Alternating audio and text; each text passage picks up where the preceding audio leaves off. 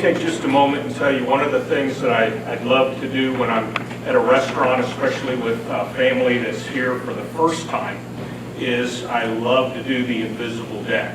And I'm not going to repeat that in front of a group of magicians because you all probably have your own routine, but I will tell you the way mine ends is whoever helps me, I always give them a souvenir invisible deck to take with them at the end of the night. And then I tell them, because I want them to come back to the restaurant, I want them to come back and see me, I would always tell them, and if you bring your deck back with you the next time you visit, I'll show you something else special with that. And so what I like to do for my concluding trick is show you what I do when somebody comes back to the restaurant and says, David, I brought my invisible deck. So we'll say that you had the invisible deck, Jason.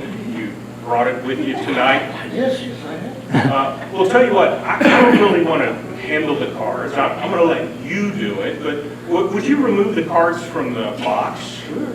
And we don't really need the box. You can throw it over your shoulder. Very good. We'll pick it up later. Would you pass the cards to Debbie? Debbie, I'd like you to look through the cards, and I'd like you to find the 4 aces and just put them together in a group. She's pretty good at this. All right, you got the 4 aces. We don't need them. Throw them over your shoulder. We'll pick them up later. Now, however many people there are at the table, and especially if it's a larger group, 6 or 8, I try to do this where everybody has a part in it, but since I've got 2, I'll just have them handed back and forth. Would you pass the cards back to Jason? Jason, you were playing with a full deck, but now we got rid of the aces. Very quickly, I'd like you to divide the cards into red and black. Just make 2 piles right here, either way that you'd like to go. And he's good at this too. Okay. All right. I'd like you to pick 1 pile up in one hand and 1 in the other. And I'd like you to throw 1 of them over your shoulder. Don't worry, we'll pick them up later. Nice catch, Chuck. Did you keep the red or the black cards? I kept black. Okay, would you pass them over to Debbie? Debbie, I'd like you to quickly divide them out on the table between the clubs and the spades.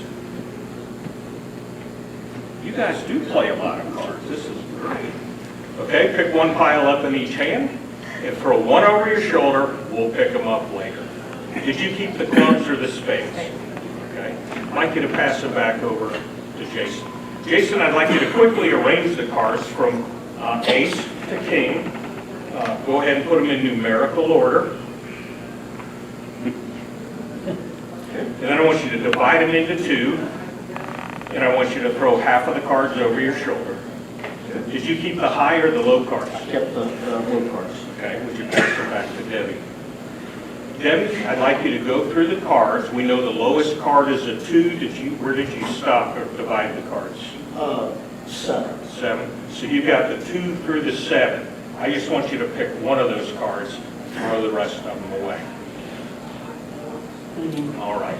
So we've eliminated 1 deck down to 1 card, and you've all had a hand in this. In fact, you've had both of your hands into it. But now comes the fun part where I'm going to tell you what card you selected. And I'm so confident this is going to work, I'm willing to put my money where my mouth is. Well, I know that's kind of disgusting, but now you won't take my wallet.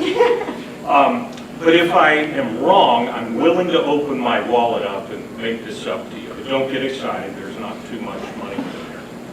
Okay. From the process of elimination, we know that you don't have a red card and you don't have a club. We know it's a spade.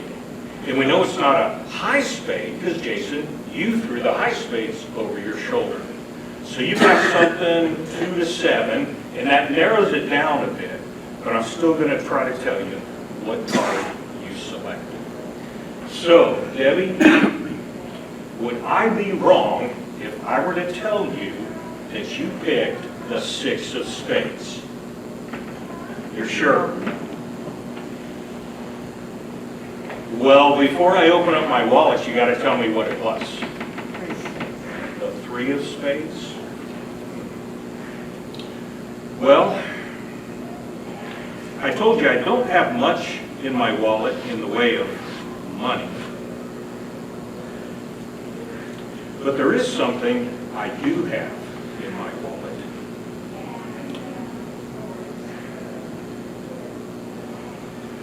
I always keep back here one of my favorite cards, the Three of Spades.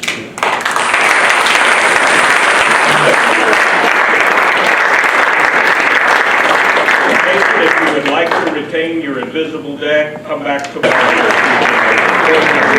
Let's have a good hand. Keep that round of applause for Dave Hennig. Thank you, Dr. Lee.